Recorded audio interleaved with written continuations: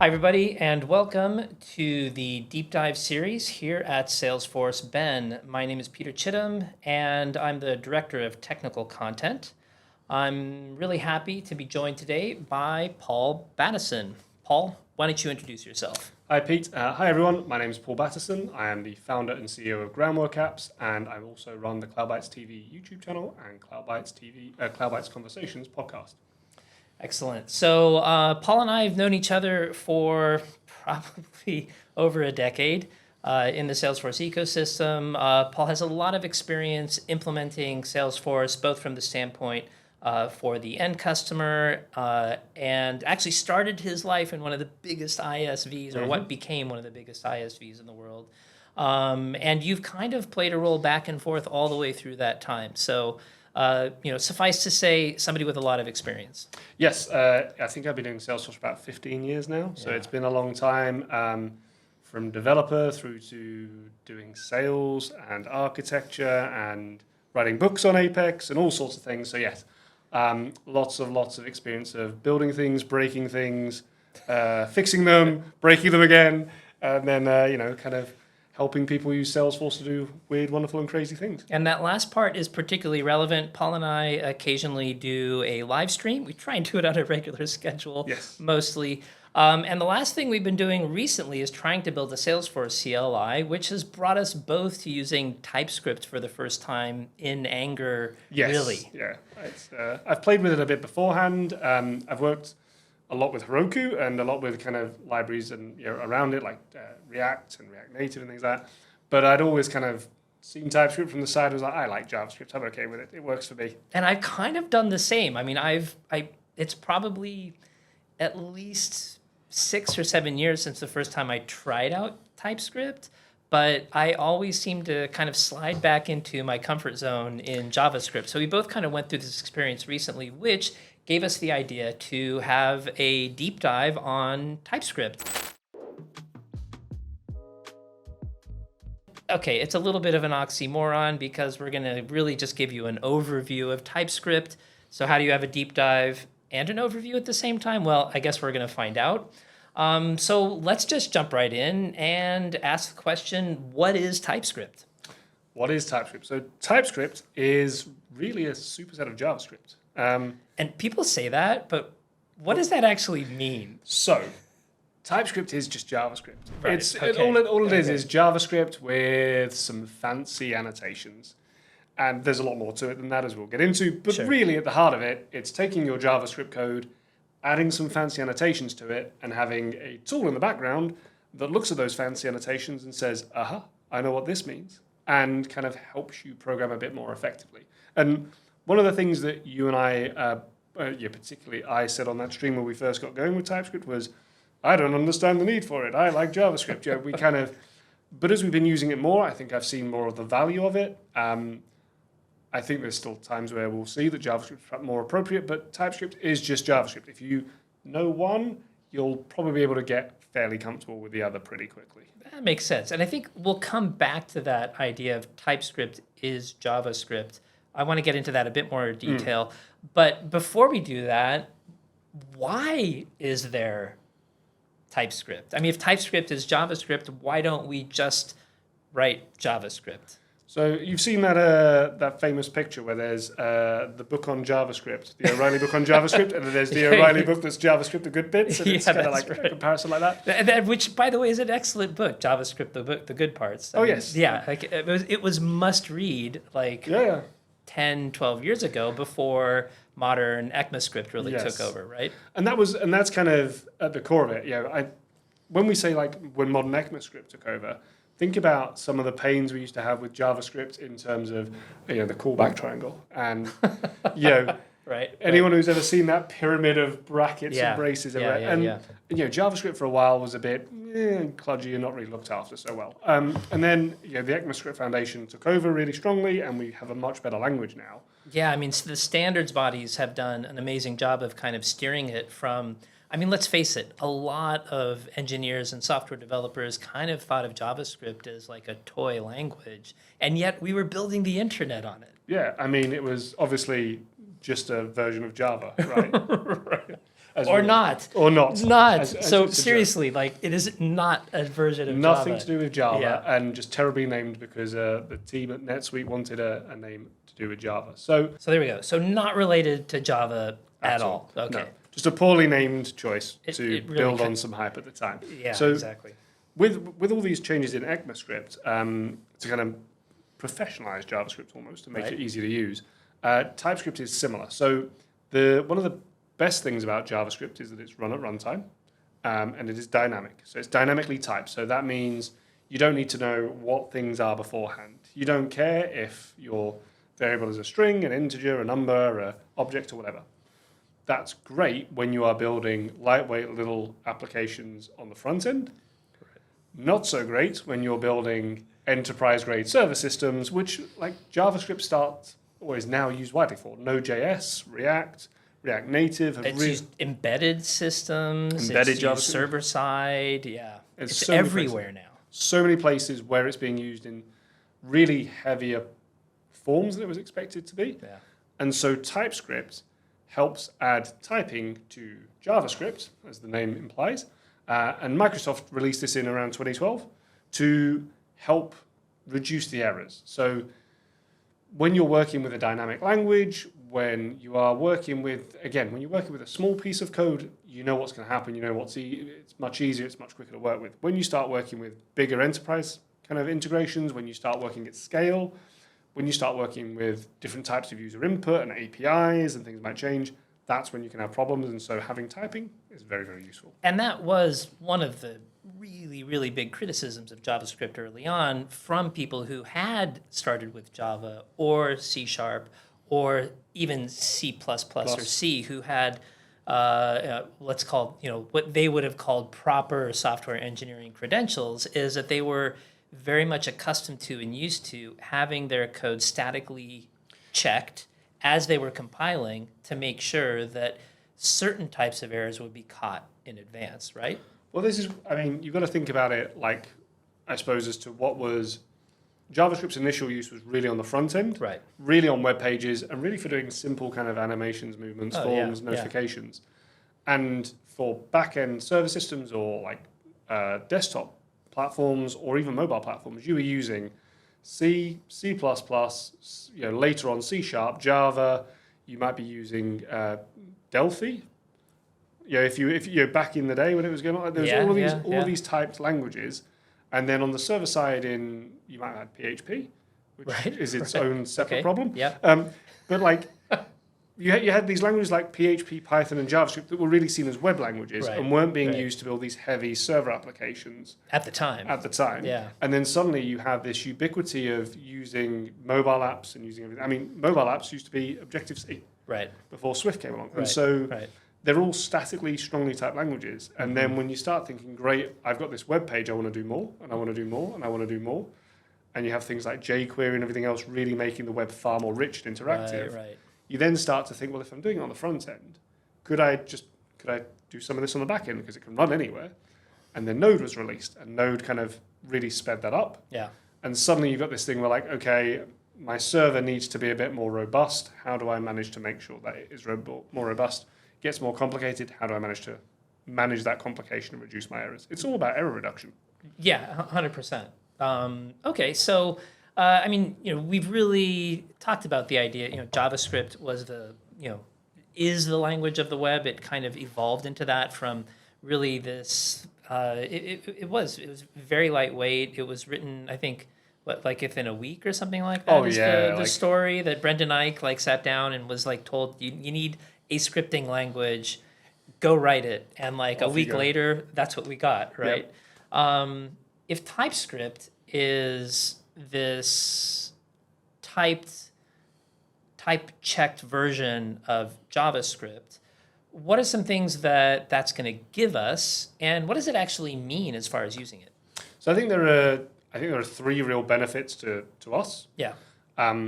Some of which are things that people might initially roll their eyes at a little bit, but are really important. So the first one is that kind of sort of self-documentation and improved handling. So when you are writing code in JavaScript, it can be very difficult when you first come into a code base to look at something and know what it's doing, how it's using it, especially when you're looking at these bigger systems. Again, if you're looking at a simple app that submits a form, very easy. But if you're looking at a server system, like with integrations and event handling and all this stuff, it can be much, much more difficult. So it's kind of had some documentation around the code quite early on. And so just to tease that out a little bit, the difference would mean instead of going in and taking a look at a JavaScript module and seeing a whole bunch of lets and const declarations that don't say anything as to what's the actual underlying data type of that, with TypeScript, I'm actually going to see some actual typing right there immediately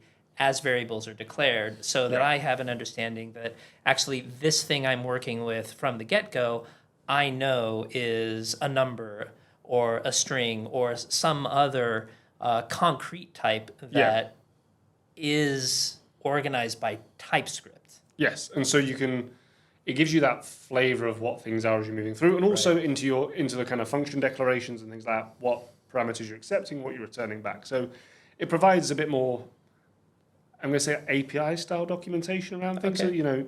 So, it's a bit more robust around that front. So that's number one. Right.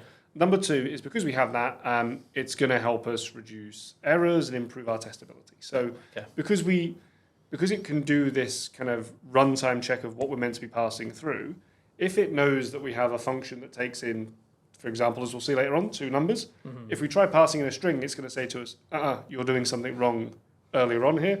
You should be checking to make sure that is a number, not a string. Now, I want to take something you just said there, because you said runtime check. Now, that's not actually what TypeScript is doing, though, is it? It's checking... Yes. So when I say runtime, I mean more programming time. Right, okay. Sorry. Okay. Yeah, that was a poor choice of words. No, that's okay. It's about specificity and understanding. Yeah, right? exactly. So when I say runtime, I mean as a developer writing your code in real time, it kind of saying to you, hey, you're doing this wrong, you're doing this right. Exactly. It then will transpile it to JavaScript and then kind of add some safety in, and we'll talk about that in a minute. Right. So that's number 2. So that improves your testing and your testability. And then number 3 is kind of that refactoring and autocomplete. So because you know what things are meant to be, because you know how you're meant to change things, again, as a developer, when you're using your IDE, TypeScript integrates with your IDE and not only does that kind of real-time verification that I was just kind of mentioning, but also allows you to say, okay, I want to change this now to be extracted here or to use a number there or to do whatever. And it will go, okay, these are all the places it needs updating. This is how we can complete it. This is what we're expecting, et cetera, et cetera. So an autocomplete engine or a language server can more effectively or give better suggestions to the software developer as they're going through and entering or hitting tab and then seeing what the options are. Exactly. It should know what you're trying to do. And as we move into the new world of LLMs, in theory, it should mean that your LLMs are able to work better, or your coding agents or whatever you're using should be able to work better with a TypeScript engine or with code written in TypeScript because it defines the types on there. Sure. So that's going to be like better grounding, better context for the actual coding agent that's attempting to give you a little hand up as you're writing your code. Exactly. A good way of thinking about it is if you're getting some data from Salesforce and you have a field called total, right? Well, that field could be a number field. So it could be an integer. Right. Could just be the total count of records. Sure. Could be a currency. Could be a decimal. It could be a roll-up summary. Sure. Yeah. So those are 4 different types. Right. Some of them return, in JavaScript, they're all number. So it can just return a single type there. Right. But for kind of that inference for yourself, it's almost knowing what that data is. Right. Yeah. So you can have this extra information that allows you to know what you can change, what you can't change, what's writable, what's not writable, et cetera, et cetera. And that's interesting. So I want to definitely put a pin in that and come back to what kinds of types we can use. Yes. Now, we've alluded to this a little bit, or we've mentioned it a little bit, but your browser doesn't directly run the TypeScript code. No. So how does it go from the strongly typed kind of JavaScript code, pseudocode, superset code, into something the browser actually understands? Well, that's the transpilation step. Right. Okay. And transpiling is different to compiling. compiling takes something and puts it down effectively into machine code. Right. Typically machine code. It can really be another language. Or intermediate code of some kind. Yeah. Yeah, so it could be Java bytecode as a good example. Right. Or CLR. .NET, Common Language Runtime. Yeah. So, however, what we also have is Transpilation, where we take code in one language and transfer it into another language. So we are taking our TypeScript code and we are transpiling it into JavaScript. And so the output of our build step, is going to be JavaScript code, pure, normal, plain old JavaScript code. But we've used all of that typing up front when we're developing to help us ensure that we're not getting any errors as we go through. And so the output, you never really change the JavaScript, you're changing the TypeScript that then will update the JavaScript. And one of the key things I think in here as well is that there's a lot of work gone on in that engine to make sure that it runs it quickly, that it produces good JavaScript and works in a nice way. Which is kind of nice. It means that you as a software developer don't necessarily need to remember the exact perfect way to structure that algorithm. Hopefully the transpiler will be able to kind of infer what you wanted and turn it into the sort of most optimized version of that in JavaScript. Yeah. Excellent. So I think we've covered all the sort of background bits. It's probably good to sort of jump in and talk about a little bit more about what TypeScript actually is and how do we actually use it. And I think now's a good time to talk a little bit about what are the types that are allowed, right? Yes. So TypeScript allows a number of different things, and you can see some of them on screen here. You have some basic types, you have some complex types, and you can define your own types as well. And I think there's an important line that I want to draw for the audience for Salesforce Ben, a lot of whom are going to be Apex developers, where similar to Apex, and actually there's a lot of similarities to Apex and TypeScript. Apex is strongly typed. The actual runtime doesn't run your Apex code. Apex gets compiled into intermediate bytecode, actually. So it's running a JVM version of intermediate language. There are a whole bunch of standard out-of-the-box types that come with Apex. And then, of course, you can extend Apex either with plain old Apex types, or every time you add an S object, of course, you're extending the types that occur within the Apex of your particular org.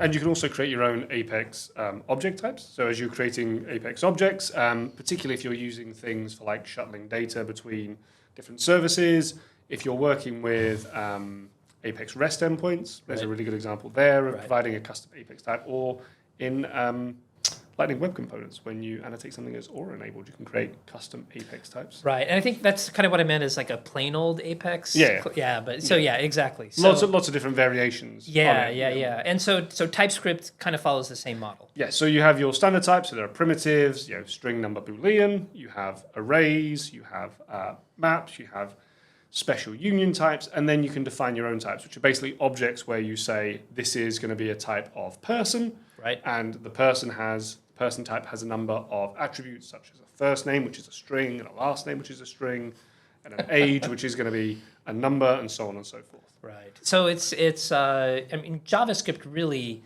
is a language where everything is an object. Yes. But here, in this particular case, it just gives us some more strongly defined objects and checking around those objects in the actual TypeScript source code. Yeah, and so it's really useful if you're, a good example is working with an API. Right. So if you're working with an API where you're getting data back in a certain format, you want to be able to know what kind of structure that should be. And so the API can provide you a type. Right. You can use that type to say, okay, I should be getting back, an identifier, some message parameters, et cetera, and then when you receive that data back, it can be parsed into that nice and quickly, and just makes it easier than having to go away and interrogate JSON too hard. Right, exactly. Okay, so I think that sums up everything that I would want people to understand about TypeScript before we jump in and maybe do a little demo.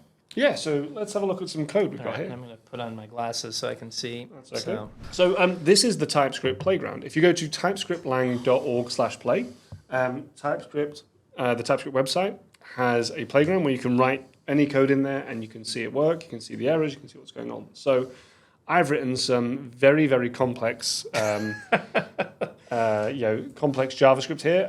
So just to walk through it for everyone, we've got a function called add numbers. Can you guess what it's going to do? Multiply? Multiply two numbers together. Perfect. Yeah. It's going to take two numbers, A and B, because I've got inventive with the names, and return A plus B. And then I have a total coming out here, which is adding those two numbers together, and I'm logging it. So classic, simple, like we're going to learn JavaScript function. Yeah. Hopefully everyone can kind of follow along with that. Yeah. But it's really designed just to show kind of the simplest option here.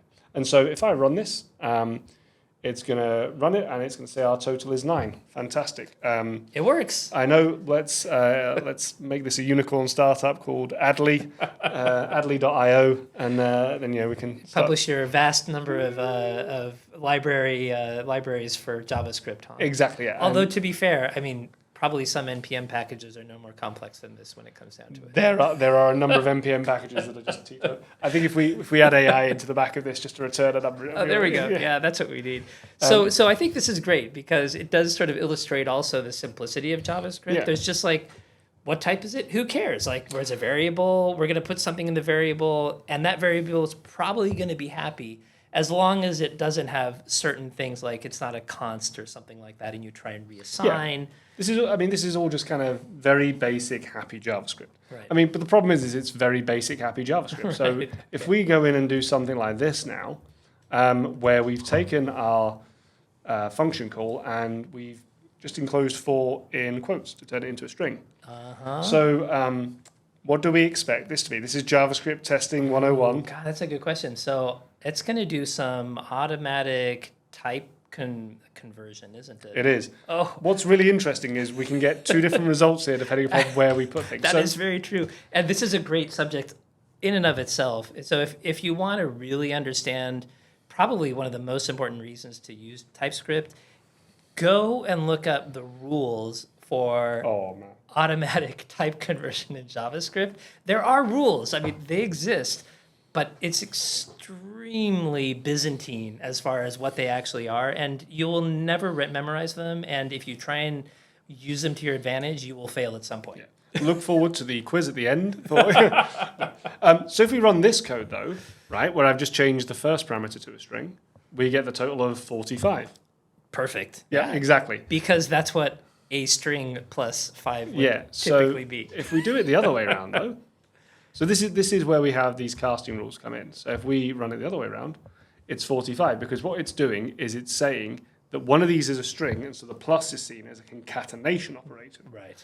Rather than an addition operator. So strings win, I guess. Yeah, it is, yeah. And so, yeah, this isn't very useful for us, if we're honest, and causes us problems because we don't expect our total to be 45.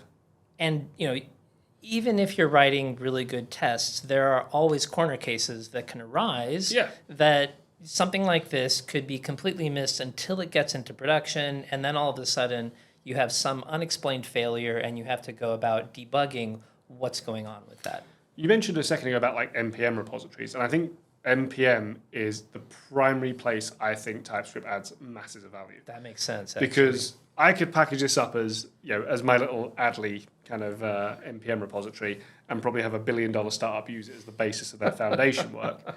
But the problem is that they could, I don't know how they're going to use this. There might be someone that's having data come in through a form, and they're not putting it into the right data type. They're using text input fields and not saying they should be numbers when they get their values. And because of that, they could reasonably type that in and get 45. And I'm like, well, I then get an issue raised on my GitHub repository saying it's not working. And it's like, well, how are you expecting? Whereas with type checking, that can stop that from happening and kind of make it easier for everyone. So that's a good point. I want to come back to that as well once we've seen what the TypeScript is going to look like. Cool. So to add some TypeScript in, it's really, really simple. So what we're going to do is just after A and B, we're going to add in, and you can see here that this does some nice auto-suggestion for us. I'm going to say that A should be a number, and I'm going to say that B should be a number. And the way I do that is just by putting the colon and then the word number. So it's one of our basic types we had here, if we go at the top, string, number, and Boolean. Right, which are basically like some of the most important primitive types Exactly. in JavaScript in the first place. So Yeah, and there's also, as you can see here on this list, there's loads of different types. There's the any type, which is kind of the catch-all kind of default back object type. You can see how we're going to add things on functions here in a minute, but there's also return types, object types, union types. Yeah, there's lots and lots of pieces you can note. So it could be a number or a string for a union type if you have multiple different options. So an ID is often either a string or a number depending upon the system sending things through. Interesting. So you can have a type that's sort of one of two different kinds. Yeah, really good for APIs because you could have so say with an API, I can return either let's say I'm using the Salesforce REST API and I'm running, I make a request to create an account.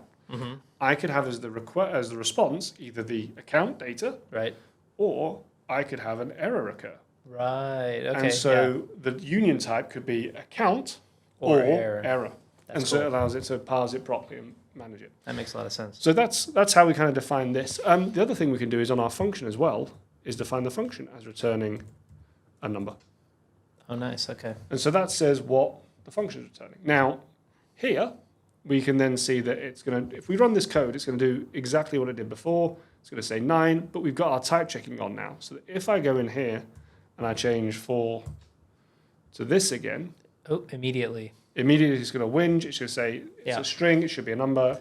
And that's that cue that we all want as we're writing code is to say like, before you do anything else, fix this. Yeah, and this what's really key to see here is that I just ran that code and it still runs. It's not going to stop you running things. Right. But as you're developing and as you run your build commands, it will report back these errors to you and say to you, hey, Paul, you've put in a string here. This red wiggly line is going to irritate you. And as we found out with our CLI development, it gives you a lot of wiggly lines everywhere, and you have to solve them. And you try running things, and it will stop you. And that's the kind of purpose of it. Got it. So that's a really simple example there of how we've managed to put in, and you can see here as well, it tells us on the function definition when we hover over it, the name, what it's expecting, and what it's returning. So again, really, really useful. Nice. If you're trying to go through some other code and just see what's on there. And I mean, I use that all the time. If I'm, I maybe somewhat stubbornly don't like to actually open the docs if I don't have to. And if my IDE can tell me how to use this thing, just with a hover over, I would always rather use that than go hunting around for something. Yeah, it makes things nice and quick and easy for us. So it's a really, really, it's not a lot of effort to do that, but it's a really nice thing for us to work with here. Excellent. Okay, so I think then now is probably a good time to talk about, because you mentioned specifically this with an NPM package is super valuable so that the type checking can happen as you're using an NPM package. Yes. So how does an NPM package tell the code that's using it that it needs to be type checked? So what you do is you provide one of these .d.ts files. So you can see here, so .d.ts declares the types that we are using. So this one's just been created for us, so we can declare a function, which is add number, and we can declare a constant total, which is a number. And we should really do this here, just to be clear. And then we definitely know that that's a number that we're getting back there. Right, got it. Okay. But it declares this, and you can add your own type files, and they're normally then imported with /types. So it's normally, for example, /types.d.ts. So it might be the types for Salesforce if you're using the Salesforce REST API as an example, or whatever your project might be. Right. You import them, and TypeScript then knows. TypeScript knows to look for those files with those patterns, and it will work with it. And these declarations are just nice and simple. But if I am going to take that same NPM package and just use it in a vanilla JavaScript application, still works. Still works fine. Yeah. It doesn't care. So JavaScript will ignore it because it's TS and it doesn't know about it. Right. TypeScript will go, aha, I've got something I can use here. And so you can mix and match these. And that's really important as well for, not every NPM repository is up to date using them. There's a app I was working on recently where there's a good NPM repository for this third party I want to use, not TypeScript. And so I imported it into a TypeScript project I was working on. Uh-huh. I can still use it. I can still work with it. It just is a little bit rough around the edges because TypeScript's going, well, I think it should be this. I think you should do that. But it's very helpful still in checking things. And I have noticed before that, like, if I get a little bit lazy and I just start slapping any everywhere, it does kind of go like, stop that, you know? And there's levels of, this is like the same with any project. There's levels of linting, right? I am a bit of a libertarian on certain things around this. As on the streams, people will have noticed, I'm like, I want to write this. Let me write this. I'm in charge. When we were doing some of the stuff with the CLI, the Oak Cliff plugin and the CLI development is very opinionated. Very, very opinionated. And when it comes across a person like me who is also very opinionated, I do not like it. But it will tell me, like, hey, you should stop it. But you can always say, go away. Right. So from the standpoint of using TypeScript that someone else has written, obviously the person who's creating that package, they are going to incur some overhead as far as learning to use TypeScript and as they grow to learn it. But if somebody wants to use a TypeScript module from somewhere else, there's no impact whatsoever. If they're using TypeScript already, they'll be able to take advantage of that. And if they're not, it just comes in as it looks like a regular old JavaScript module. Yeah, exactly. And it's seamless to work with, nice and easy. And I think for the person who is developing that module, as you're saying, like that small overhead for someone who's developing that module. Do you know what? There is a small overhead. But at the same token, if you are releasing something to go out there as an NPM repository, you're probably also wanting to make sure that it's clear the types you've got. And it's one of those upfront things of managing your own issue list, I suppose. And managing the work that you're setting up yourself up for later. Yeah, exactly. I mean, it gives you a lot of checks and balances you can add in for later. Yeah, definitely valuable. And then again, because in the end, this all transpiles to JavaScript, the same testing frameworks apply as far as making sure things work the way they're supposed to. Exactly. And you can, if you wanted to take a TypeScript project and deploy it to any of the platforms, Heroku, Cloudflare, AWS, Azure, you name it, it'll work there. It'll work fine. Excellent. Cool. And that actually brings us to, where do we use TypeScript today? So we've mentioned a couple of times the CLI. So the Salesforce CLI is written in TypeScript, as is Oak Cliff, which is the library underpinning it. The Heroku CLI, also written in TypeScript. So any of the Salesforce ones or any of the ones using Oak Cliff will be written using TypeScript. As we have found, if you want to develop a plugin for the CLI, it is also in TypeScript. So if you look at the popular plugins out there, like SFDX Hardis is a good one, and the Texay one. And there's loads and loads of good plugins out there. That's a good and the Salesforce CLI extension create command, it doesn't give you a non-TypeScript option, does it? Because Oak Cliff does, or at least it did for a long time. Yeah, I mean, we'll have to check that because we've not looked into that. But the CLI plugin, Salesforce are very firm that you should be using TypeScript because you should be using TypeScript. And there we go. Okay, so for sure, if you're going to write a Salesforce CLI plugin, or if you ever want to work for the Salesforce CLI team. If you want a job at Salesforce, building their CLI. Definitely learn some TypeScript. Yeah, and let Peter and I know because we probably have a list of cool things we like to add to the CLI. We probably do. Okay, and then, so apart from the Salesforce CLI, which we know now, obviously browser-based applications, it's everywhere. Yeah, so if you're working with React, Svelte, Vue, Node, Dino, insert new sexy framework that comes out. So pretty much the entire world of JavaScript supports it. I'm not sure about jQuery. I've not checked that one. But that's a good question. But there will still be a number of projects out there relying heavily upon jQuery. Surprisingly large number, yeah. But jQuery is, when we were just saying about the professionalization of JavaScript, jQuery is the thing that changed that. Oh, yeah, completely. Yeah, that's a whole other deep dive. That'll be the deep dive, the history edition. Yes. So, and part of the reason we decided to have this talk is because of where it's coming in the world of Salesforce. Yes, so Salesforce is doing a lot of really exciting things that I think maybe haven't been. I had this same conversation with Ben a while ago on the podcast about Hyperforce and how people aren't perhaps seeing some of the cool things Salesforce are doing. This is another area where, I know there's going to be someone just on there saying like, "You're a Salesforce fanboy. Of course you're going to say this," but just stop and think about it. Salesforce we all remember Aura, right? Aura was a really clever framework. Let's be clear, very clever, very well written. really strong. For its time, yeah, absolutely. So Aura was released in 2012, I think.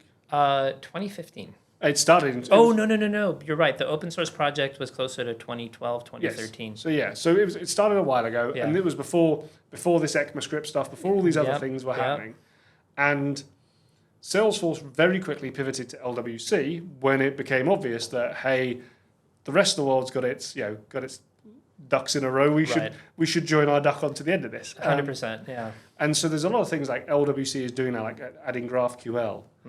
There's state management coming that's going to be really cool. That's a new one that's looking really exciting, yeah. PubSub API uses gRPC. Okay, yep. Does not use Bayo and its own proprietary... You mean the 25-year-old protocol for a long browser polling? Hey, listen, there are still integrations with Marketing Cloud that use old... I'm sure, and I'm not denigrating it at all, because if something works, it works, right? I am denigrating it. I am very unhappy with it. Okay, that's fine. Yeah. But no, so PubSub API uses gRPC. There's a lot of platform events will run on Kafka under the hood. There's a lot of things that people, and move to Hyperforce now is obviously on AWS, which is a more standard cloud platform. So Salesforce are able to get their scale out there. Salesforce DB is a version of Postgres and not Oracle. That is absolutely true. Yeah. So there's a lot of foundational web technology Salesforce are building on and utilizing. Yeah. And one of those things that's coming now in developer preview, I think as of winter. I think we just looked it up. Developer preview, yeah. Is TypeScript in LWC. There we go. And so TypeScript in LWC OSS always existed, been right? there for ages. But that was obviously off-platform. It was kind of its own process for development life cycle. Yeah, and it wouldn't surprise me if Salesforce have used that internally for a long time. I mean, I don't know. It wouldn't be surprising to me either. No, but I don't actually know that. As a way of checking and validating their own work at scale. Right. But for Salesforce developers, it's coming to Salesforce, and for you to be able to use in your LWCs, which again is just one of those nice things where we as developers want to use technologies that are transferable, we want to get skills that are transferable, we want it to be easy. And one of the problems that I think Salesforce has had I'm going to say in attracting developers over the years, but is that thing of like, I've got to learn Visual Force, it's its own thing. I've got to learn Apex, it's its own thing. Right. Whereas now, if you wanted to reasonably soon, you could write an entire front end in Salesforce without ever having to write a line of Apex to do any querying and things. That's very valid. With the combination of the different wire services and wire adapters that exist, there's a lot you can do without touching Apex now. I was running something the other day for one of my products, and I used GraphQL to retrieve parent and child data. I used the UI data service to send it back and save it. Yeah.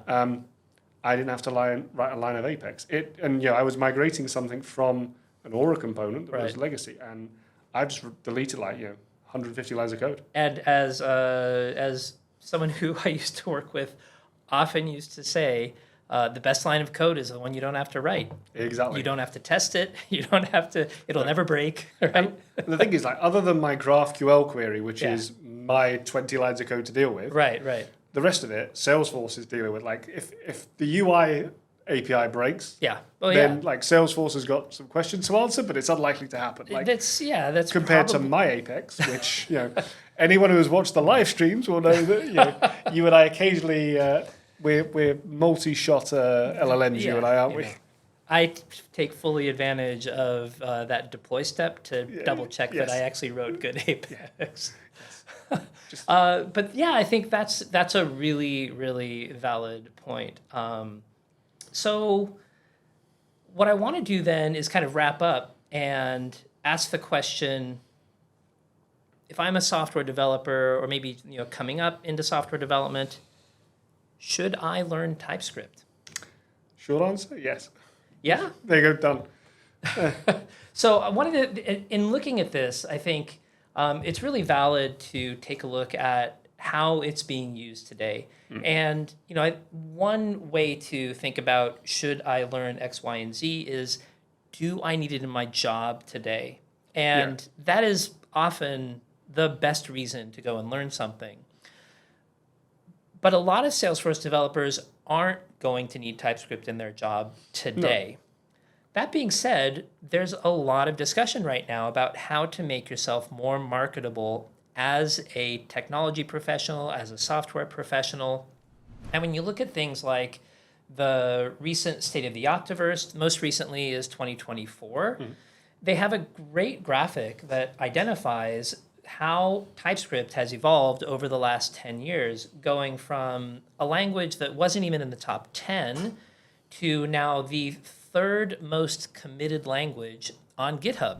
Yeah. Which just tells you, if you're looking at building marketable skills, TypeScript is a skill that will be marketable, not just if you're a Salesforce developer, but as any kind of software developer.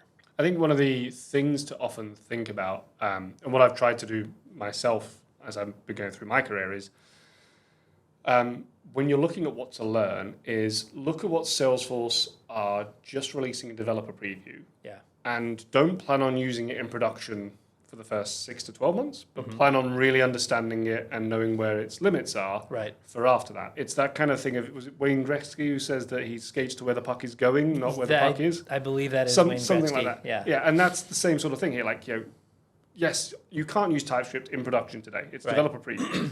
Right? So you use a very good question to say, well, why bother? I could learn something that's out there. But you know it's going to be coming down the line. Right. There's a bunch of benefits for you with it. 100%. As someone, if you are a more junior developer or getting started in the space, it's going to help you write better, more robust code and understand things. It's going to be something you're going to have to use in a few years' time anyway, or will be more ubiquitous in a few years' time anyway. So good to learn there. Yeah. It's really marketable for other areas, and we'll talk about some other, kind of sets of data that show that in a second as well. But also, just as a real aside thing that kind of pops into my head is that, when we mentioned earlier on about how LLMs should be better at using it. Right. Yeah. Mm-hmm. One of the things I think, and I've spoken to a few developers starting out, is now when people say to me, should I learn to code? I'm like, yes, you should learn to code still. But what you should do is you should get used to learning to code in a way that's going to work well with some of these tools. 100%. And TypeScript is going to be a way that works better with these tools than if you're learning, JavaScript natively by itself. Yeah, I was just listening to something today that was about how advertisers need to start writing their advertisements for LLMs and AI agents, not just for humans. And I think we probably need to start thinking about coding the same way. Yeah, I mean, you still need a human to verify the code, to check it, to make sure it's good, but you need to be able to enable the AI to work with you to help. In the same way that if I was working with, when you and I are pair programming, I sit there and I don't, just go, hey, there's a function called function F, inputs A and B, does some stuff and say, anyway, Pete, so just use that function because you're, what's that doing? I need to give you some flavor, some examples. Some context. It's context, but it's just good development practice as well. It's all the stuff that we've been saying for years we should be doing anyway. Yeah. So then just to look at some other data to wrap this up, to cement, I think, what I would agree is probably really good advice is to start learning TypeScript today. I just want to cover the most recent Stack Overflow developer survey. There's one in progress, so this will may even change before this video gets out. It's possible. But as of 2024, TypeScript was the 4th highest rank with 38.5% of developers in the world, at least in this data set, actually using it on a regular basis. Interestingly, to look at how that ranks for professional developers, and it's an even higher percent, in fact. So that just kind of goes to show that as a software professional or as a technology professional, TypeScript is a valuable skill. You just show the learning to code one as well, just out of interest. Oh, that's interesting, yeah. Because TypeScript is way quite far down. Interesting. And so if a lot of developers out there learning to code will be learning, as we can see at the top there, JavaScript, Python, obviously. Python, it makes sense. But, it makes total sense. If you're going to learn JavaScript, learn TypeScript. And I would say that when the next sets of results come out, I would expect to see it move up in all of the areas. That'll be really interesting to see. And then the last one, because this is a bit more current. So those two are based on studies in 2024. RedMonk is a software development analyst firm, and they do a regular language ranking that basically takes a live set of data from the Stack Overflow tags and puts that on an axis with the popularity ranking on GitHub by number of projects, so slightly different measure. And what we can see is that TypeScript is right up there in the leaders section in the upper right-hand corner. So we can see that it's as high as anything else as far as number of GitHub projects out there. So I mean, it's literally only Java and Python, Java, Python, and JavaScript above it in terms of GitHub popularity. yeah, so those are, well, it's like on par on GitHub, and then on number of tags on Stack Overflow, Yeah. it's just slightly, it's kind of down the rankings there. But yeah, I guess, yeah, maybe slightly lower, but certainly like right up there as far as popularity. So if you're kind of looking for a skill to build next, or something to maybe do a side project on, or an open source project to contribute to, actually, there's a lot of great opportunities, because a number of Salesforce CLI projects are open source. They do look for contributors like SFDX Hardis, for example, and that might be an opportunity to get a little bit of practice. Exactly, yeah. And I'm sure some of the open source libraries out there as well, and kind of extensions and things like that, are also, some of the Chrome extensions and things like that are all always looking for people to contribute and help. So Yeah, 100%. Okay, well, I think that sums up all the things that we wanted to go through on this overview / deep dive of TypeScript. I want to thank you, Paul, for taking the time to go through this with me today. And I want to thank everyone for watching, of course. If you found this to be a valuable use of your time, we would love it if you would click on like, click on subscribe, and click on notifications so you can learn when new videos are coming out of Salesforce Bend. And with that, thank you.